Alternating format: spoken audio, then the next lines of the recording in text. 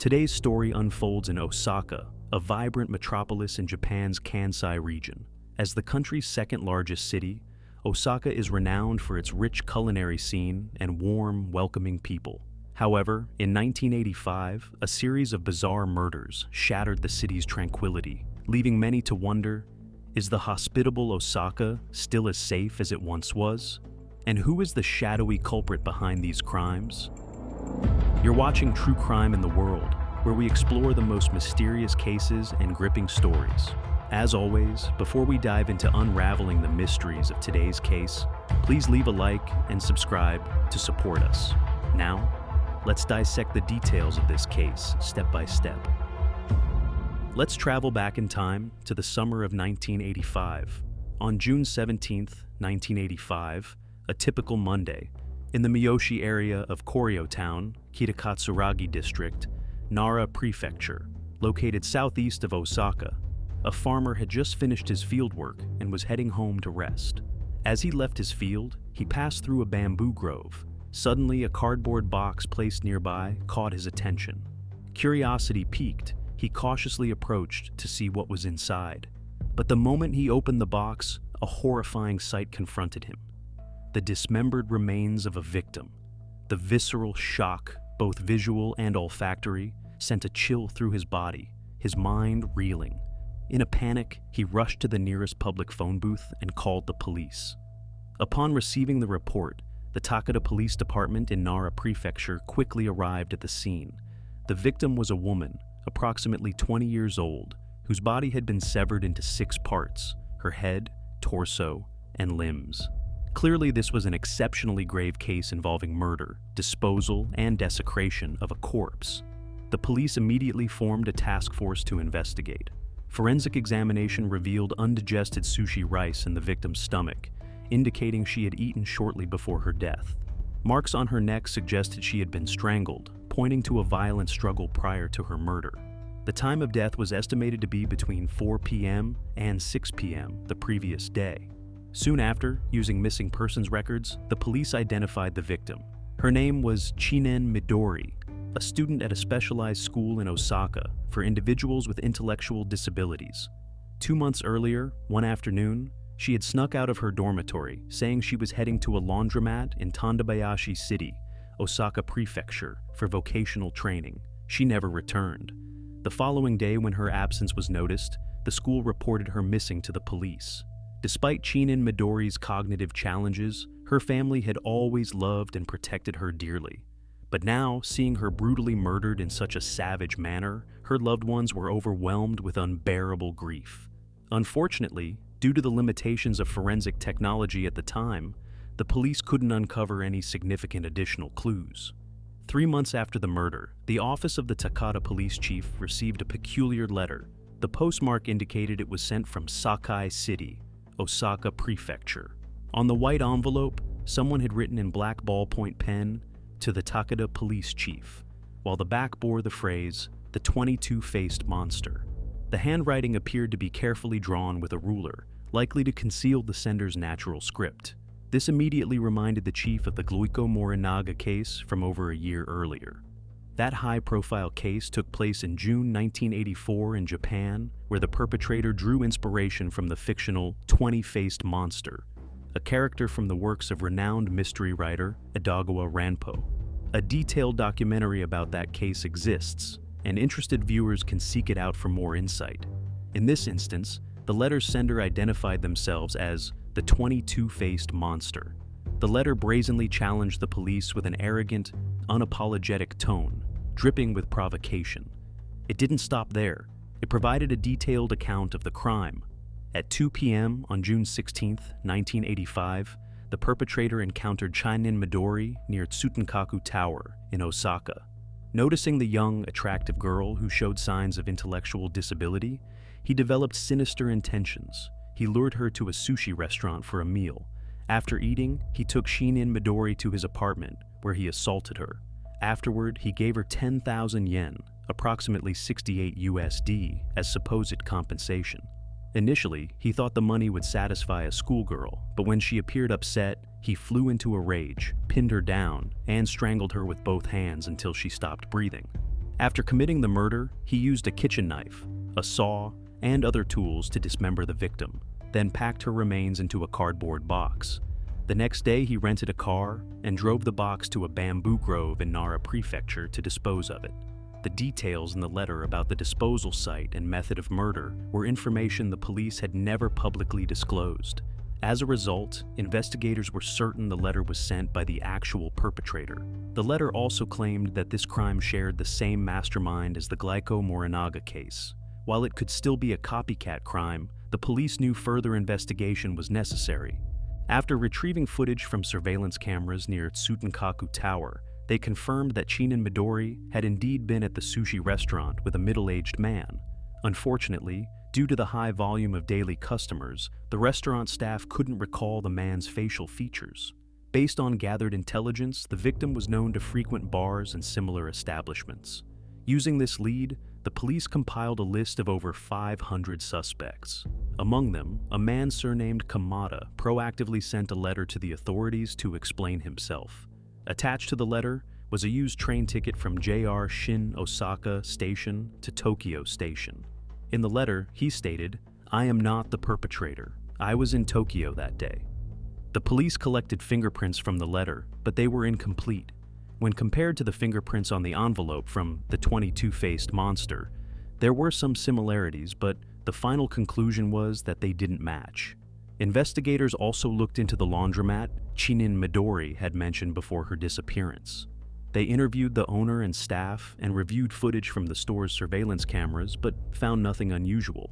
After a prolonged investigation with no breakthroughs, the case reached a dead end and became an unsolved mystery. 9 years later, another case emerged in the same region. On April 3, 1994, in Kamitotoro Village, Minu City, Osaka Prefecture, a couple ventured into the forest to forage for bamboo shoots. Carrying shovels and baskets, they chatted cheerfully, anticipating a fruitful day. As they reached a spot in the bamboo grove, they noticed an unusual mound of earth. Out of curiosity, they began digging, only to uncover the partially decomposed remains of a victim. Upon receiving the report, the police arrived swiftly at the scene. The sight was almost unbearable. The victim had been dismembered, her head and limbs severed, leaving only the torso and left leg, while the other parts were missing. Her chest and lower body had been hollowed out, a testament to the brutality of the perpetrator. The police immediately drew parallels to Chinen Midori's disappearance 9 years earlier, as the method of execution was strikingly similar. The following day, the police continued their search, combing every inch of the forest for clues. About 150 meters north of the first victim's location, near a road in the prefectural area, they discovered another victim in the forest. This victim had decomposed to the point of being reduced to a skeleton. Based on the cut marks on the bones, the police determined that she had also been dismembered, using a saw or similar tools. Both victims were women, around 40 years old. The police concluded that these acts were likely committed by the same perpetrator. 3 consecutive dismemberment cases led the police to realize that a brutal serial killer might be lurking in the area. 3 months later, the identity of the second victim was confirmed. Through dental records, the victim was identified as Suda Kazue, a 45-year-old woman. She lived in Nishinari Ward, Osaka City, and worked as a hostess at a bar. Due to the nature of her job, her family didn't immediately report her missing. It wasn't until her co-workers noticed her prolonged absence that they suspected something was amiss. 4 months later, the identity of the first victim was also established. She was Nakano Kimiko, a 38-year-old woman who ran a small diner in Chuo Ward, Osaka. Known for her friendliness, she was well liked by her customers and also ran a side business dealing in second-hand clothing, buying and reselling unique, high-quality pieces at affordable prices. After her disappearance, everyone assumed she was traveling, so no one reported her missing to the police. The police decided to combine the 3 cases for investigation, naming them the Osaka Serial Dismemberment Case. Given the particularly heinous nature of the crimes and the brutality of the perpetrator, Japan's National Police Agency classified it as National Police Priority Case Number 122 feet. In Japan, only the most severe cases are assigned a unique investigation code, similar to the case of Nagayama Norio in the past. The Glyco Morinaga case had previously been assigned investigation codes 108 and 114. Such cases are prioritized for nationwide coordinated investigations, underscoring their undeniable significance. However, when the Osaka serial dismemberment case emerged, Japan's media was entirely focused on the sarin gas attack by the Aum Shinrikyo cult, a shocking event that dominated headlines nationwide. As a result, this case received little public attention. The police then began reviewing the records of previously convicted criminals in Osaka, uncovering a significant lead.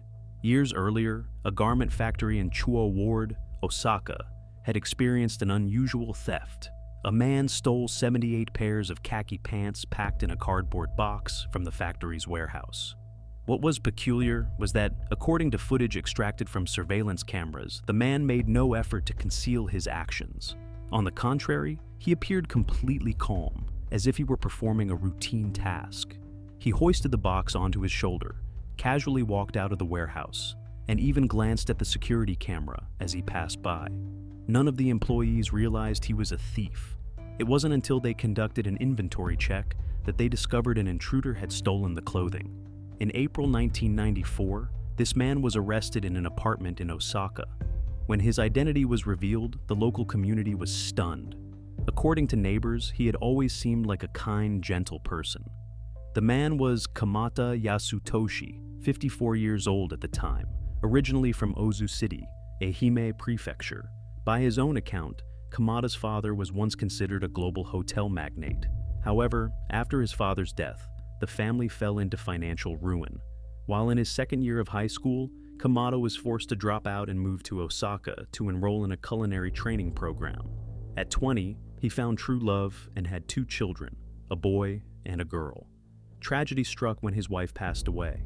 From then on, Kamata frequently relocated with his children, eventually settling in Nishinari, Osaka. He later remarried a bar worker, but this second marriage lasted only a month, reportedly due to conflicts between his new wife and his children. To make a living, Kamata set up a stall selling clothing and accessories. His items were affordable yet of good quality, attracting many customers, particularly women. Always wearing a friendly smile, he gave off a trustworthy vibe, earning him affectionate nicknames like Kama-chan or Little Kama from regular customers. This further boosted his business. Locals often saw Kamata riding his bicycle around the area with a small white Maltese dog perched in the front basket, looking utterly adorable. With such a warm and approachable image, no one suspected he could be a thief. However, those who knew Kamata well weren't surprised by his arrest. In reality, he was a man of 2 faces. He loved to boast, constantly crafting a glamorous image of himself. In truth, his father wasn't a hotel magnate, but merely a merchant selling disposable chopsticks to guest houses. Moreover, the real reason his second marriage fell apart wasn't due to disputes between his children and their stepmother. It was domestic violence. Whenever Kamata assaulted his wife, his children would beg him to stop, even stepping in to shield their stepmother. After the divorce, he callously abandoned his 2 children, leaving them in the care of his first wife's family while he moved in with a mistress. Friends described him as sensitive but quick-tempered, capable of flying into a rage over trivial matters. Once, while dining with friends, he erupted in fury simply because the price of the meal exceeded his expectations, shouting uncontrollably. Notably, when angry or agitated, he had a strange habit of choking others. As a result, many restaurant owners in the area avoided him, labeling him a troublemaker. The clothes he sold were, in fact, all stolen. He targeted factories with lax management and security. After staking out his targets and memorizing their schedules, he would pose as a customer or a merchant, conducting a survey, using the pretense of a visit to slip inside. When the opportunity arose, he would swiftly grab a box or a few pieces of clothing and leave the scene calmly, as if nothing had happened. Since the origins of these goods were unclear and lacked legal invoices, he couldn't sell them through legitimate channels. Instead, he set up his stall in the bustling area near Tobita Shinchi, selling quickly for cash. In October 1989 and August 1991, he was arrested and imprisoned twice for stealing clothing. After his release in 1993, less than a year later, he was arrested again for the same crime. During the investigation into Chinen Midori's case, the police received an anonymous letter in which the writer insisted they were not the culprit. The letter was signed by none other than Kamada Yasutoshi. To rule out a coincidence, the police employed the most advanced fingerprint identification technology available. The results were astonishing. Not only was he the sender of the explanatory letter, but he was also behind the taunting letter from the 22-faced monster. Due to the limitations of forensic technology at the time, the police had failed to notice that the fingerprints on the two letters matched. After his arrest, Kamada Yasutoshi confessed to being the perpetrator of Chinen Midori's murder, as well as the two subsequent cases. The police reviewed his car rental records and found that the distance traveled by the rented vehicle matched the route from the crime scene to the disposal site in Chinen Midori's case. He also vividly recalled the details of how he killed the two newly discovered victims. In July 1993, at a small diner in Nishinari, Osaka, he met a 45-year-old woman named Suda Kazue. Kamada often carried large amounts of cash when visiting the diner, giving the owner the impression that he was wealthy. So, when Kamada invited Suda to his apartment for the night, she agreed without hesitation. Once inside, he pushed her onto the bed, but just as they were about to become intimate, she suddenly asked, "How much are you going to pay me?" Hearing this, Kamada flew into a rage, his interest completely evaporating. He grabbed Suda by the throat with both hands, strangling her until she stopped moving. He then dismembered her body and used a rented car to transport the remains to a forested mountain area in Kamino no Toromi village, Mino City, where he disposed of them. 8 months later, he used a similar tactic to lure a bar worker, Nakano Kimiko, 38 years old, to his apartment for the night. Since she was interested in buying clothes at a discount, they began discussing the deal after being intimate.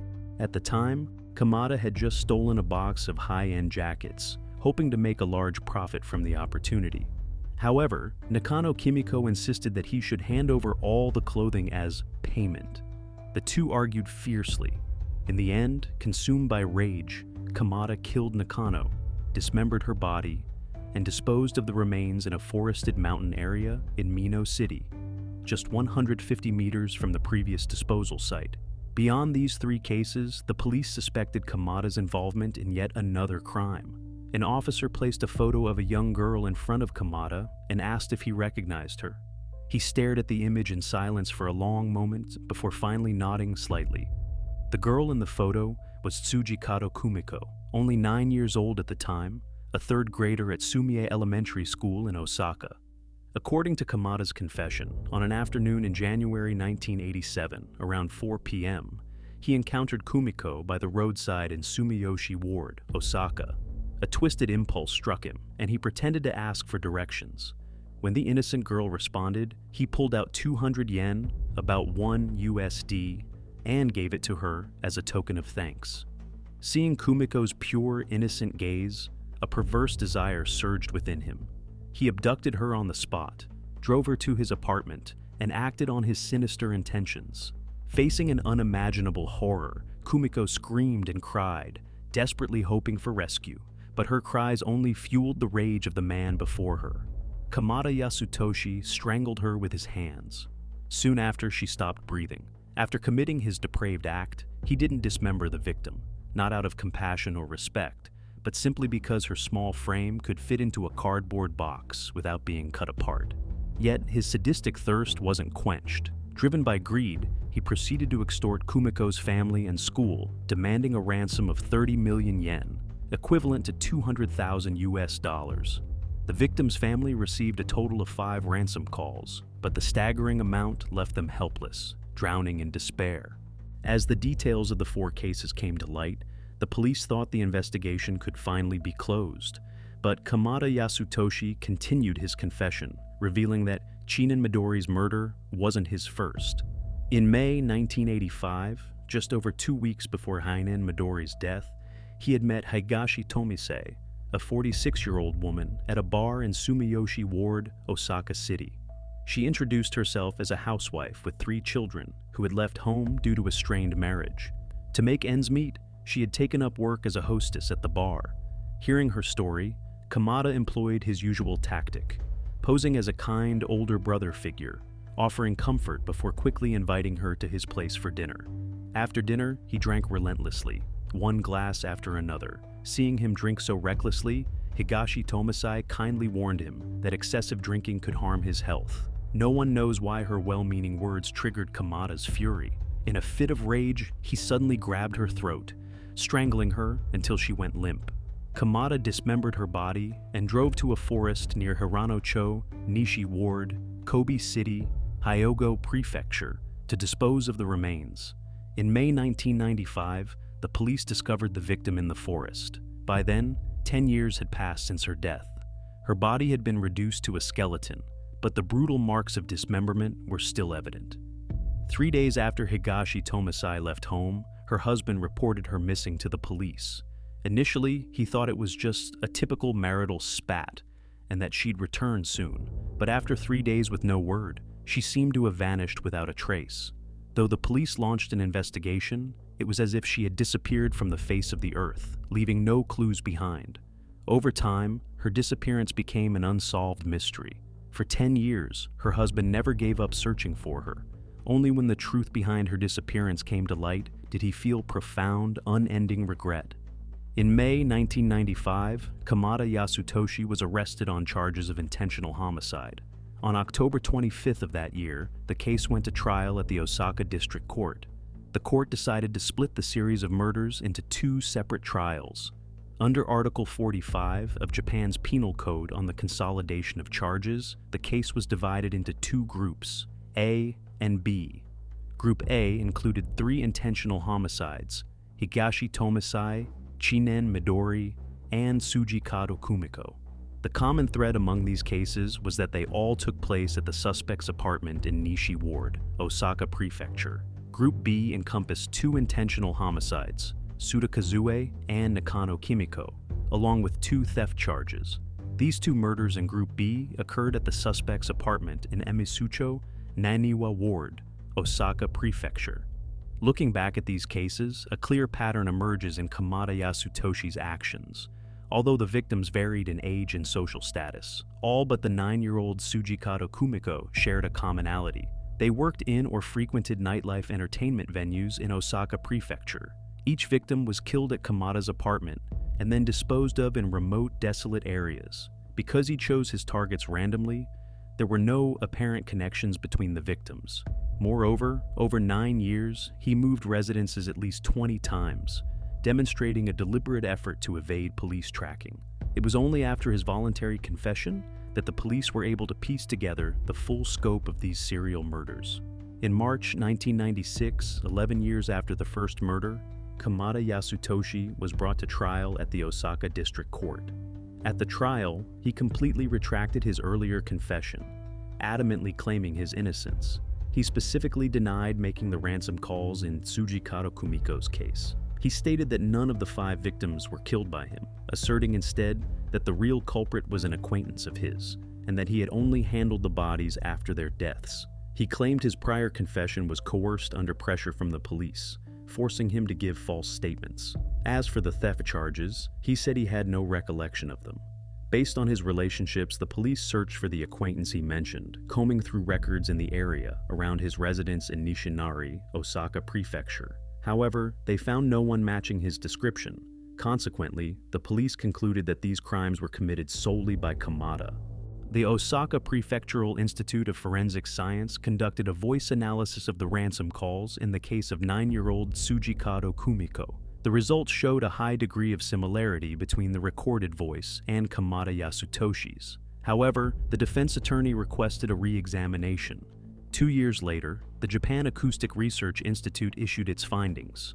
Out of 121 distinct characteristics in the voice sample from the ransom calls, only 10 matched Kamada's voice. Thus, the study concluded that the voice in the calls was not his. In January 1999, the Osaka District Court delivered its verdict. Kamada Yasutoshi rejected all charges and filed an appeal. In July 2005, the final trial was held at Japan's Supreme Court, which upheld the death penalty. The presiding judge noted that 3 years later, while in prison, Kamada Yasutoshi had stated, "The state prohibits murder by law, yet it carries out the death penalty. I think that's the real act of taking a life." At the trial, the police and prosecutors had already decided from the start that I was the culprit. No matter how I tried to defend myself, the judge wouldn't listen. In 2011, after 6 years in prison, he continued to assert his innocence. In a survey questionnaire, he refused to provide information, citing high blood pressure and shaky hands that prevented him from writing. On March 25, 2016, Kamada Yasutoshi, then 75 years old and suffering from Alzheimer's disease, was executed at the Osaka Detention Center. And with that, today's story comes to a close. Please share your thoughts in the comments below so we can discuss together. Before you go, don't forget to like, subscribe, and turn on notifications to catch the next classic cases on true crime in the world. Goodbye.